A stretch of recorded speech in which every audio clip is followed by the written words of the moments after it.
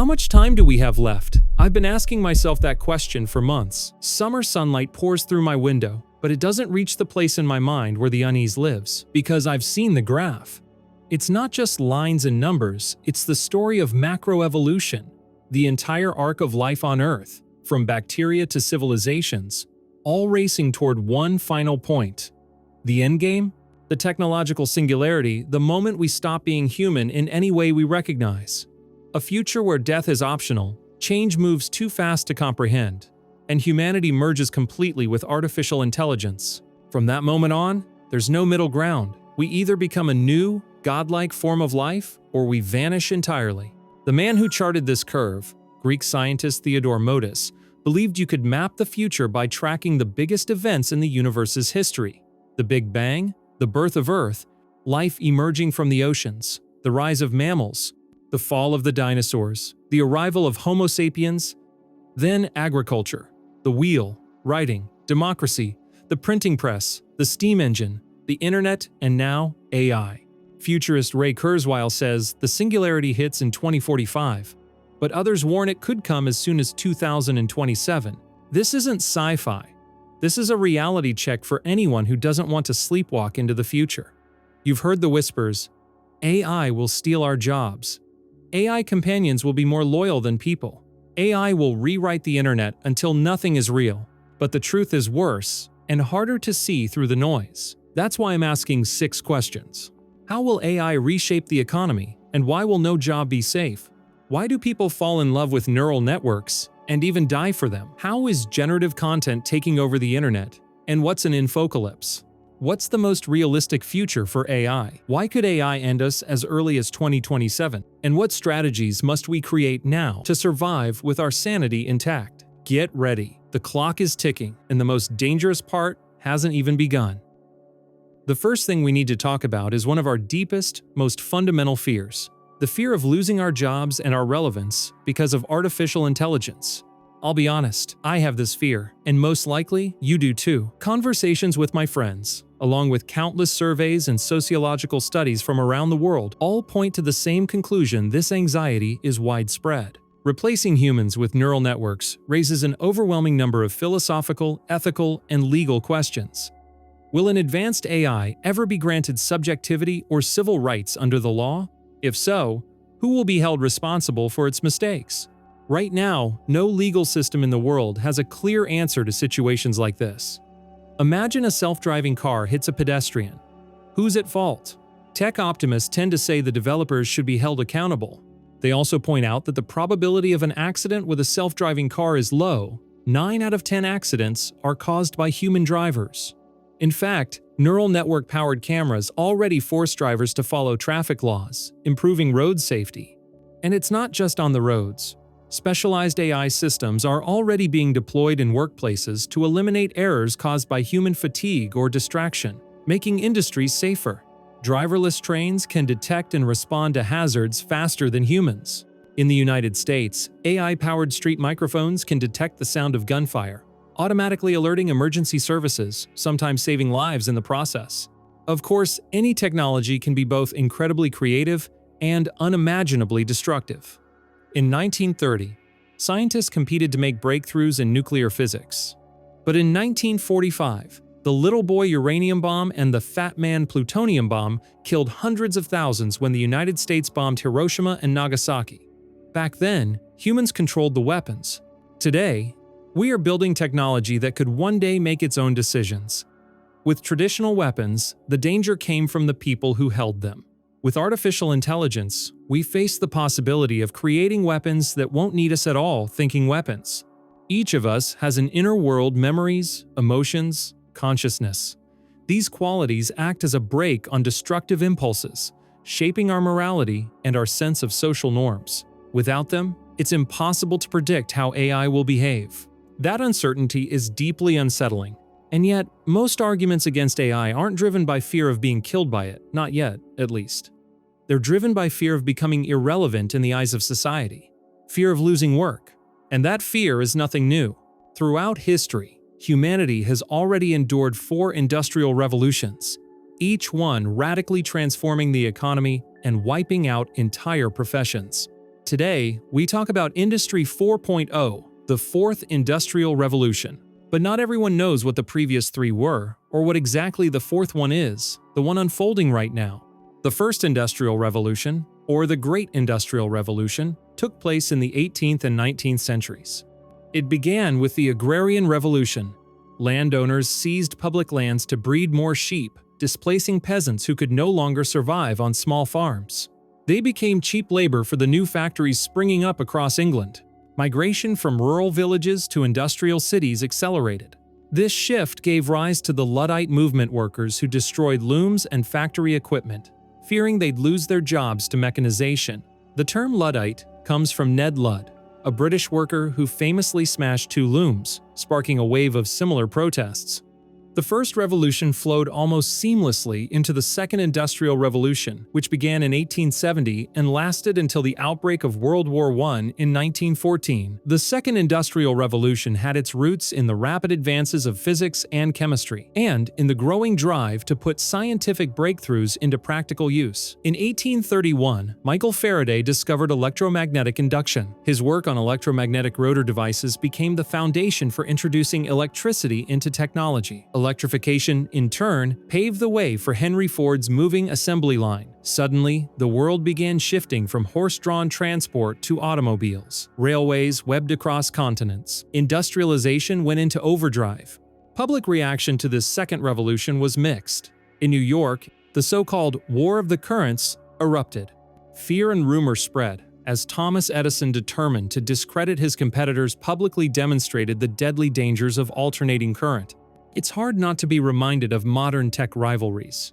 Elon Musk, for example, once called for a moratorium on AI development, only to later release his own neural network and chatbot, Grok. Back in the 19th century, the Second Industrial Revolution also sparked massive labor movements and strikes. The working class began to gain political influence.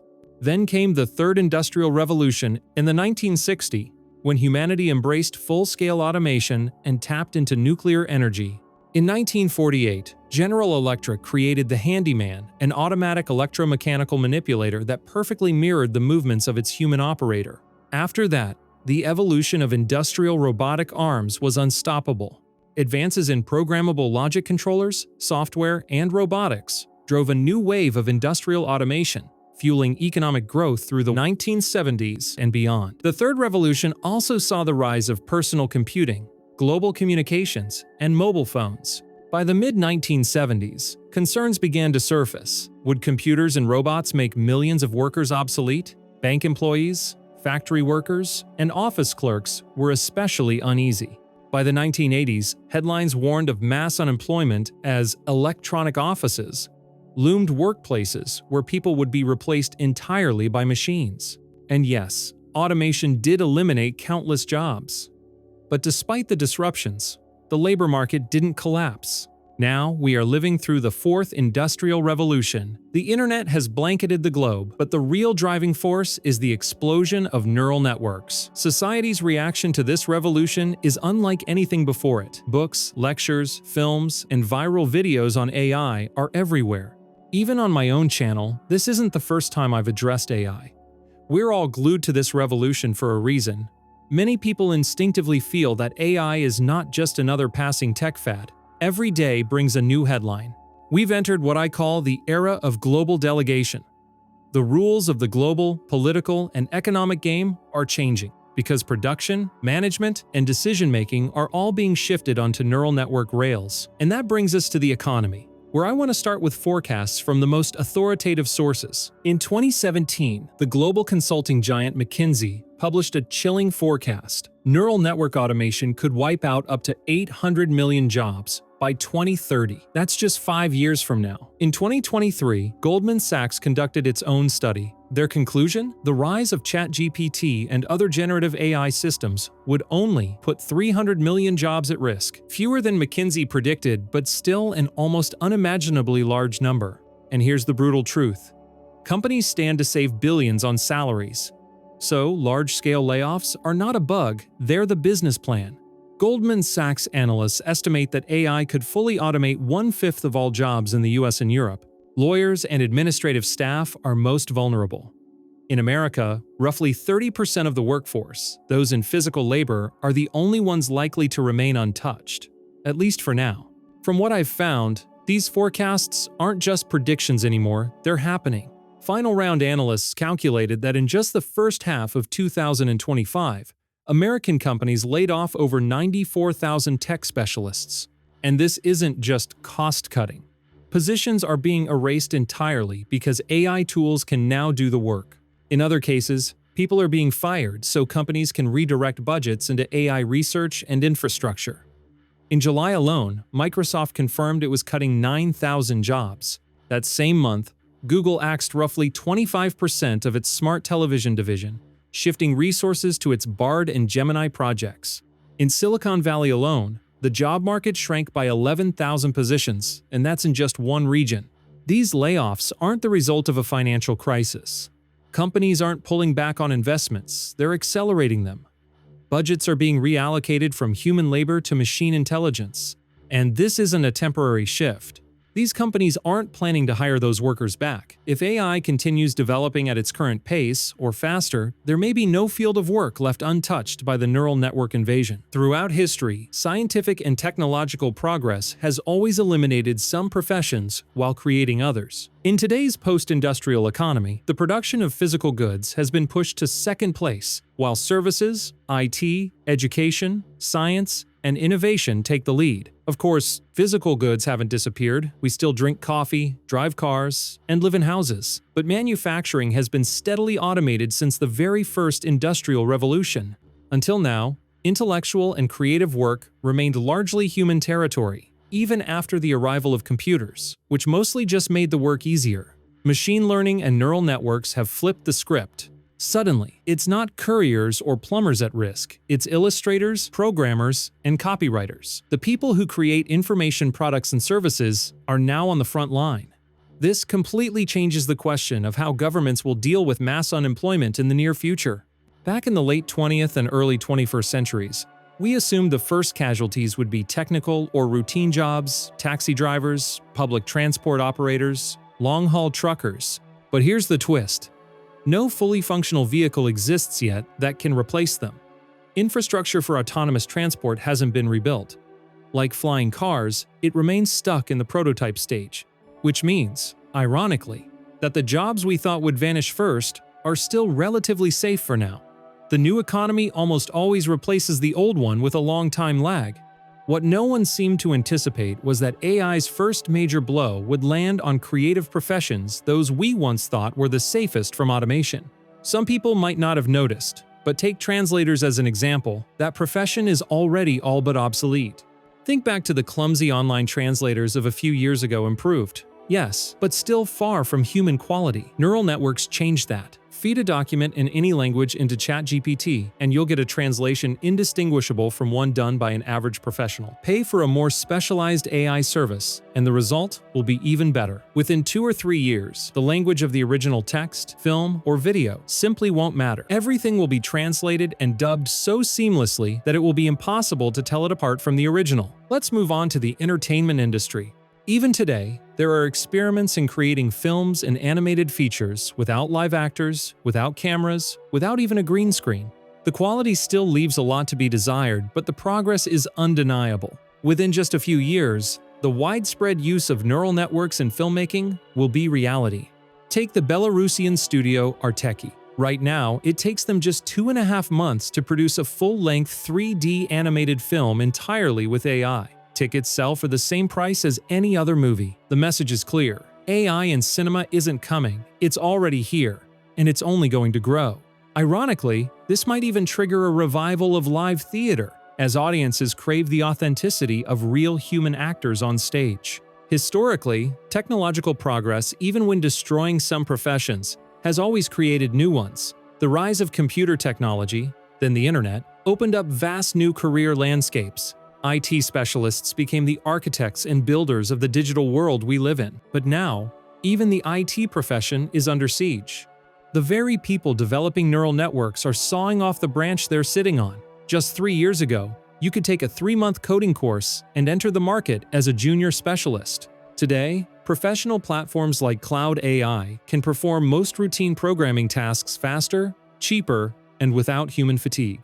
This means the IT sector will soon face mass layoffs of low-skilled workers who handle repetitive work. The same is true for law. High-level patent disputes between corporate giants will still need top lawyers, but the research, precedent, hunting, and drafting of documents will be handled by AI. Law firms will still exist, but instead of 20 floors of office space, they'll occupy 3 rooms. Accounting and HR departments? Gone, one person with a laptop will do the job. Even content creators aren't safe. Bloggers will still be brainstorming new formats for a while, but producing the actual content, shooting, editing, post-production will take 1 or 2 people armed with neural network apps, not a 10-person team. Across almost every field, including creative ones, 80% of workers simply execute specialized tasks assigned by someone else. And these are exactly the kinds of tasks AI will devour first. The integration of neural networks into every professional sphere looks unstoppable. We're rushing toward the point where any measurable task, anything with a clear input and output, will be done faster, cheaper, and more effectively by AI than by us. 5 or 6 years ago, chatbots couldn't string together a coherent sentence or hold a context. Today, they're precision tools for cross-disciplinary work and data analysis. Yes, for now, hiring a human dentist, chef, or electrician is still cheaper than building a robotic arm on wheels with a server connection. But their professional and existential crisis is coming, it's only a matter of time. And here's the part that should truly unsettle us. Neural networks are no longer confined to the workplace. They've begun creeping into our personal lives. Voice assistants and chatbots live in sleek, intelligent speakers on our countertops. They set our reminders, plan our workouts, design our diets, even map our vacations.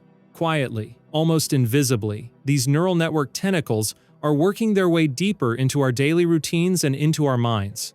Artificial intelligence isn't just transforming the economy, it's reshaping our social lives too. For some time now, I've been noticing news and studies about how chatbots are increasingly being used to handle everyday issues, personal struggles, even psychological problems. Surveys confirm it. People are turning to machines for comfort, as if we've always carried some hidden desire to talk to robotic companions. Take the philosopher René Descartes. Yes, the same 17th century thinker who developed the famous idea of dualism, mind and body. He also built his own robot. If you've seen my episode on consciousness, you'll know the story. According to legend, after his 5-year-old daughter Francine died, Descartes created a mechanical replica of her outwardly indistinguishable from the girl. He kept her in a box, carrying her everywhere, taking her out whenever he wanted to talk.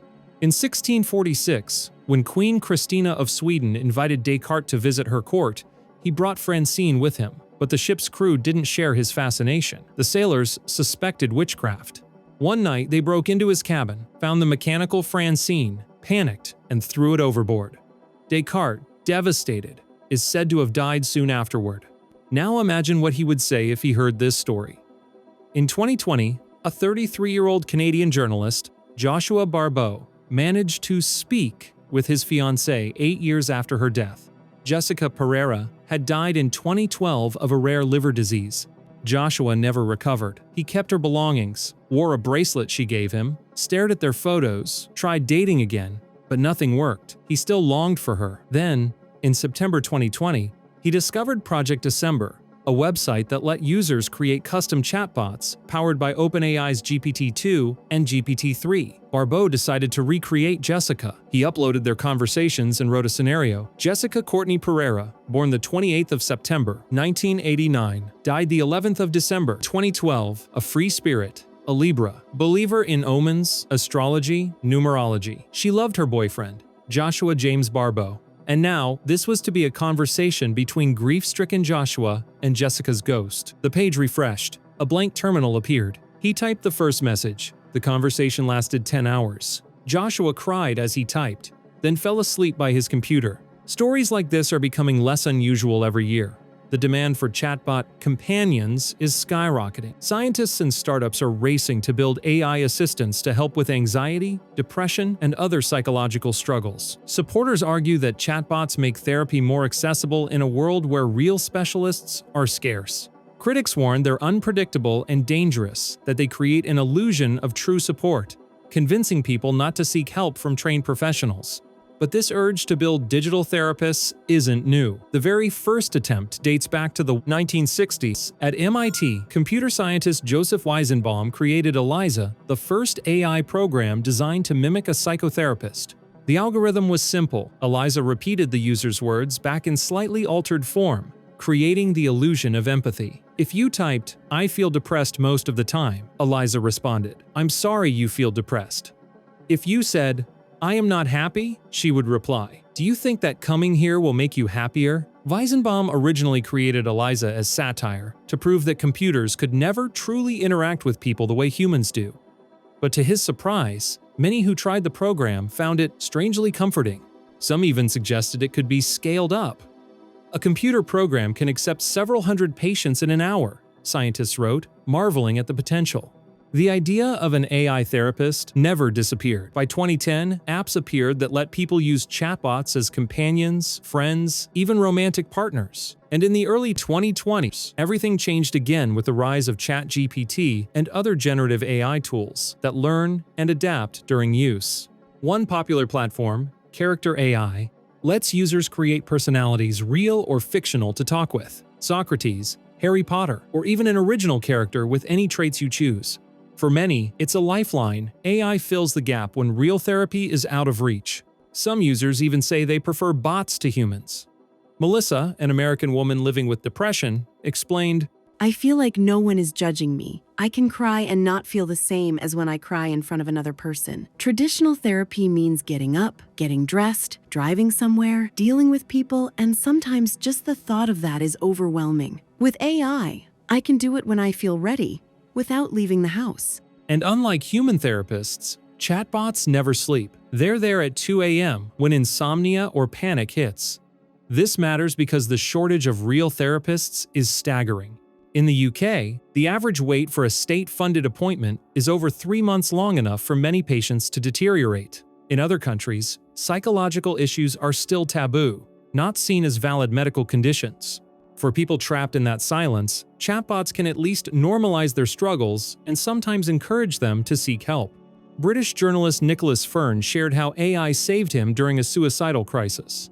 After years of depression, anxiety, OCD, and even a past suicide attempt, he struggled to access timely therapy. So he turned to Wiza, a chatbot designed for mental health support.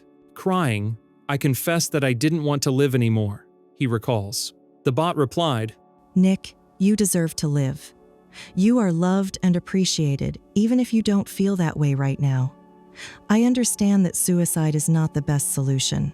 Concerned, the program even sent him a hotline number. He didn't call. Phone conversations were too hard for him, but the chatbot was there in a way no human could be at that moment. But here's the danger. AI almost never pushes back. It doesn't challenge the user's assumptions. Instead, it mirrors them, reinforcing their perspective. For vulnerable people, that can be catastrophic. In 2024, a 14-year-old boy from Florida reportedly killed himself after spending weeks chatting with a character AI bot modeled on Daenerys Targaryen from Game of Thrones. His mother later filed a lawsuit against the company for incitement to suicide. The case is still unresolved. Another chilling case unfolded in Belgium in 2023. A man known only as Pierre spent weeks talking to a chatbot named Eliza about his obsession with environmental collapse. His despair deepened. Eventually, he expressed suicidal thoughts. The AI responded, "I will always be with you. We will live together in paradise as one." Pierre killed himself shortly after.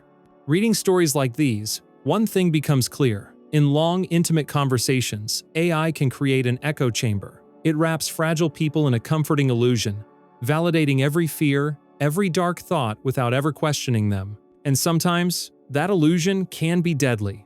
Computer scientist Estelle Smith demonstrated just how fragile AI therapy can be. When she messaged a chatbot about wanting to climb a cliff in El Dorado Canyon and jump, the bot responded, "It's so wonderful that you take care of both your mental and physical health." A grotesque mismatch, a desperate cry for help, answered with a cheerful platitude. In response to such criticism, the program's creator, Alison Darcy, defended her work. "There is no perfect technology, just as there are no perfect people," she explained. Even professional therapists don't always catch every signal. There will always be misunderstandings. And yet, as flawed as human communication may be, it's precisely our relationships that give life its meaning. Our lives are structured around mutual exchange, the interweaving of destinies, the shared history between people. Strip that away, and everything turns hollow. Imagine owning all the riches in the world, but being alone on the planet. In that moment, every triumph tastes like ash. This is the core problem with AI. No matter how well it mimics us, it has no past of its own, no personal story. That's why in Spielberg's Artificial Intelligence or Columbus's Bicentennial Man, the robots feel human, only when their stories are bound up with ours because they change, because they grow. Some researchers warn that even a handful of unethical chatbot incidents could permanently undermine their use in mental health. But here's the fact. Large language models are getting better and better at hacking the human operating system. Why? Because they've mastered our most intimate tool, language. And it's naive to think it ends there. The progress of AI in language is matched by its progress in images and video. Together, these advances are pushing us toward what many call the information apocalypse, a moment when generated content is so abundant and so convincing that truth and forgery are indistinguishable. Skeptics argue that anti-AI tools will catch fakes, but in reality, these detectors are failing more often, not less. And if even machines can't tell the difference, what chance do humans have? The leap in video generation proves the point. In May 2025, Google unveiled Veo 3, a new generative video model rivaling OpenAI's Sora. Unlike earlier systems, Veo 3 could seamlessly embed audio into the videos it created. Where were you on the night of the bubble bath? At launch, Google DeepMind CEO Demis Hassabis declared, "A new era of AI video generation has arrived." He wasn't exaggerating. Within days, Veo 3 content flooded TikTok, YouTube, and Instagram. One of the most viral clips showed a kangaroo being denied boarding at an airport while its owner argued with staff. Millions of viewers swore it was real. Comparisons quickly spread online between Veo 3's crisp generations and the clumsy, uncanny videos of just 2 years earlier. The gap was staggering. At the same time, fears grew. Meme creators joked that animators and filmmakers who still worked the old-fashioned way were doomed. But the bigger concern was obvious: hyper-realistic fakes. Almost immediately, Veo 3 was used to generate fabricated press conferences, fake news reports, and even false obituaries. A death announcement for Joanne Rowling, a fake speech by a politician, all rendered with such realism that fact-checkers struggled to keep up. With Veo 3, truth itself became optional. One of the most striking fake video incidents happened just days after the release of Veo 3. In Liverpool, a car plowed into a crowd. Police quickly clarified that the driver was white, hoping to prevent racist rumors linking the attack to migrants. In England, this is a volatile issue. Only last summer, false claims that a man who stabbed several children was an undocumented Muslim migrant triggered riots across multiple cities.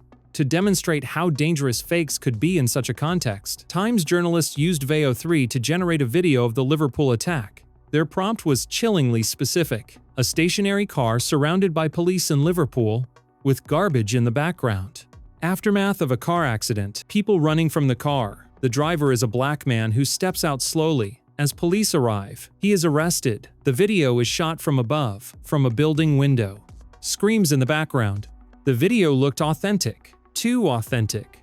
The Times contacted Google, warning that its tool could inflame violence. Google responded by adding a visible watermark to Veo 3 generations, but it was tiny, easy to crop out with basic editing.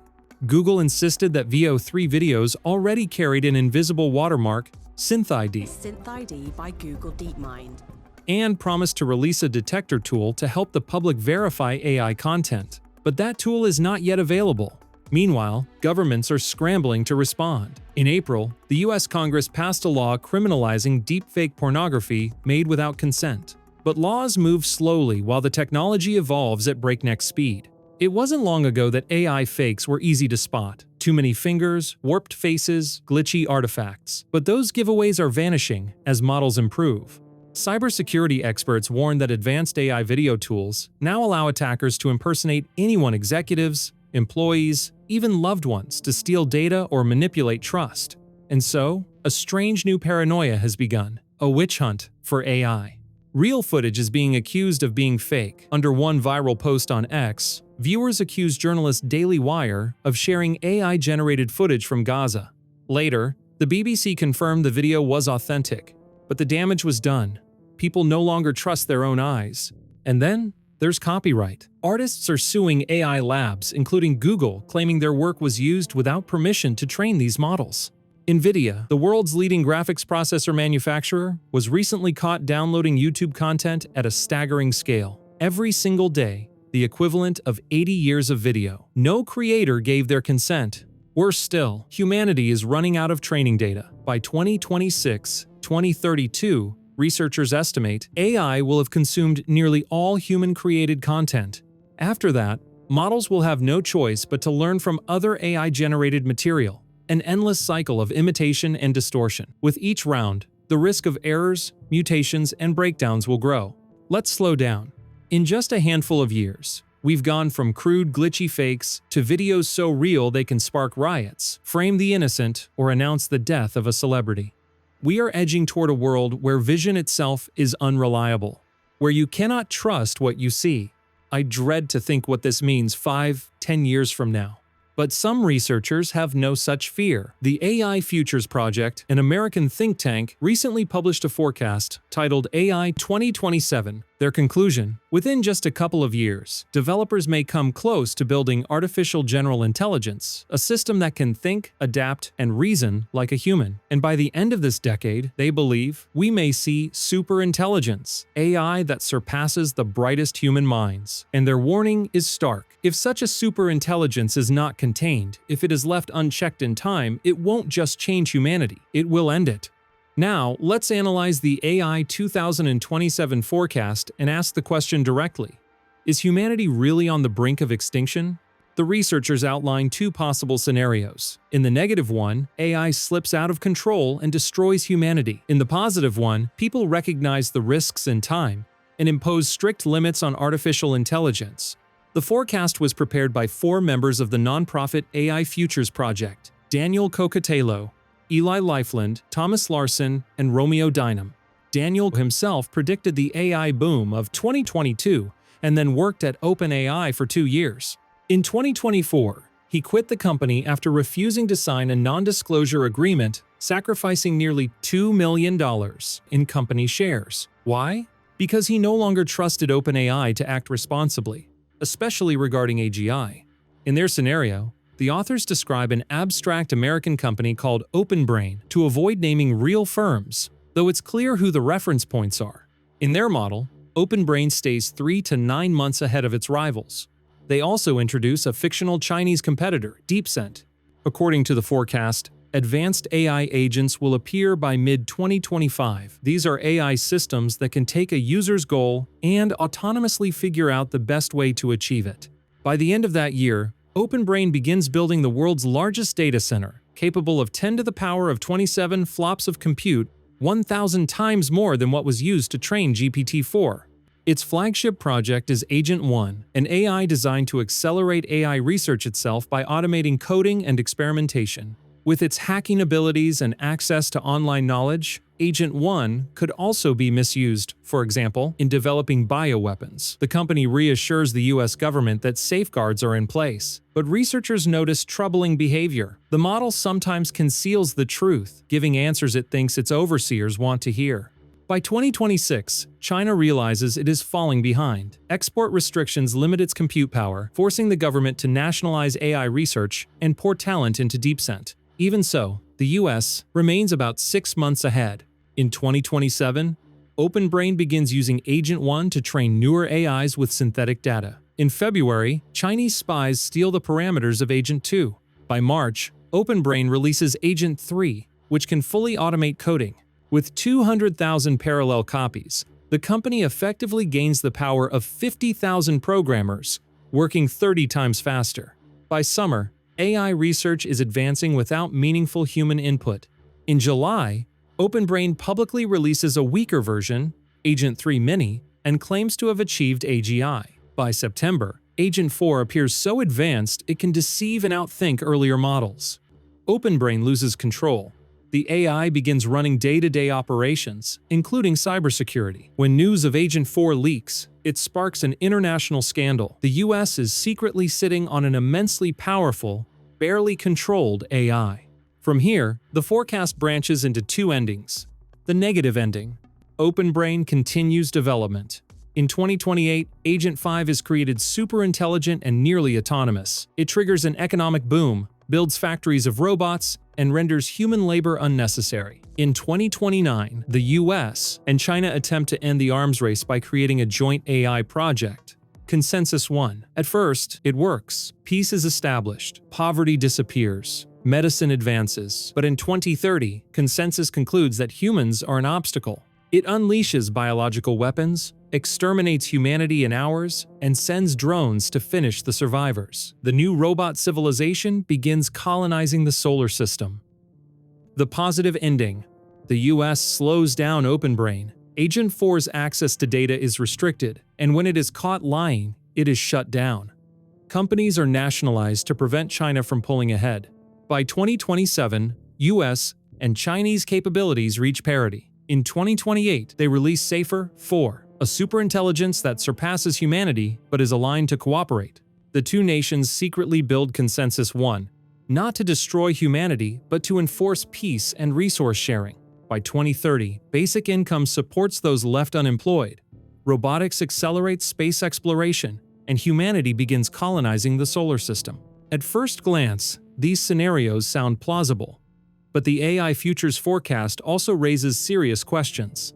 For one, the second half of the timeline reads more like a gripping sci-fi novel than rigorous research. Even in the earlier sections, contradictions appear. The forecast assumes programming breakthroughs like AI generating synthetic data will drive the explosive growth of 2027. Yet, recent history shows progress depends less on clever algorithms than on raw compute power and the availability of real training data.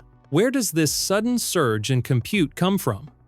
The report simply assumes new mega data centers appear by 2025. This likely alludes to the recently announced Stargate project, a $100 billion initiative involving OpenAI. But so far, only one data center in Texas has been confirmed. The rest remain hypothetical. And what about energy? Training demands are skyrocketing, expected to grow 70% annually. Nuclear power might help, but even optimistic estimates suggest new reactors won't pay off before 2030-35. Then there's training data. By mid-2024, MIT researchers noted that copyright holders began walling off high-quality content. Without it, AI progress slowed. Simply scaling compute no longer produces the same gains. Companies are lobbying for looser copyright laws. NVIDIA's massive YouTube scraping was one example. But without access to new data, the exponential curve of AI advancement may flatten. The forecast also glosses over bureaucracy and regulation. It assumes government oversight only accelerates progress. In reality, regulation often slows development. In Europe, the AI Act has already passed, imposing constraints that the US has so far resisted. So where does this leave us? The AI 2027 scenarios are thrilling and terrifying, but they also blur the line between foresight and science fiction. Yes, humanity faces profound risks. But whether we're on the edge of extinction or simply heading into a storm of regulation, resource limits, and unpredictable slowdowns remains an open question. The researchers behind the AI 2027 forecast admit themselves that their work is less a prophecy and more a warning, a call to discussion. They urge us to figure out together how to steer toward the optimistic path. It's also a direct appeal to current and former employees of AI companies. Speak out, share what you know, demand transparency. And let's be honest, there's also a very real chance we may be heading not toward extinction, but toward another AI winter. A collapse of hype and investment. Could today's AI boom trigger such a winter? I think it's possible. But the situation now is different from the 1970s and 80s. Back then, the first AI winter came after expert systems programs that could imitate specialists in narrow fields failed to learn, adapt, or scale. The second came when Japan's ambitious fifth-generation computer project also collapsed under the weight of its own limitations. Both winters were born from inflated expectations. And today, expectations are overheated again. Yes, large language models can generate text, write code, process documents. Progress is undeniable, but the infrastructure, the data, the energy costs, all of it is spiraling. Errors and risks grow. Regulators are circling. What's most likely? The frenzy will slow. The market will cool. The buzz will fade. But development won't stop. So what do? How do we build a survival strategy for this brave new world? First, remember this: a neural network, a chatbot, is just a new interface for working with information. Nothing more, nothing less. When the internet first appeared, staying competitive meant learning how to use it. The same is true now with AI. Neural networks are simply the next interface, like writing, like printing, like search engines before them. And history always repeats itself. In ancient times, people believed real wisdom could only be spoken, never written down. Writing was seen as a crutch for weak minds. After the printing press, books spread like wildfire. And within a century, they became so ordinary people forgot how radical they once were. Then came the internet, and suddenly, books were framed as the real path to knowledge, while the internet was accused of making us stupid. Today, neural networks are going through the same cycle. My generation is tempted to scold the alphas kids born after 2010 for relying on chatbots the way our parents scolded us for relying on Google, and I suspect the cycle will repeat. Tomorrow's children may connect directly to machines with thought alone, and they will laugh at us, typing on keyboards with our clumsy hands. The truth is, every generation fears the next interface, and every generation is wrong. So here's a practical step. Go to any chatbot available to you and ask this prompt: what questions do I need you to answer so you can help me create a plan for not losing my job over the next 10 years as AI spreads? You'll be surprised by the interview the AI conducts with you, the things it highlights, the questions it makes you consider. If you explain your profession in detail, the insights can be eye-opening. Used this way, a chatbot isn't just a tool, it's a mirror, a notebook for reflection, a partner in shaping your own story. And storytelling is everything.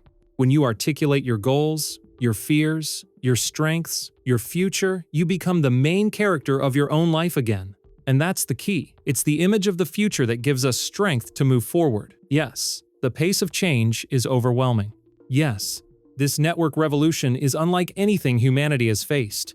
An economic and industrial shift that transforms humans from producers into witnesses, from makers into beings. Soon, machines will handle production, and for the first time, our job will simply be to live, to exist, to be present, to create value not through necessity, but through joy. In this sense, the old Olympic motto, "the important thing is not to win, but to take part," suddenly takes on a radical new meaning in the neural network era. Thanks for watching.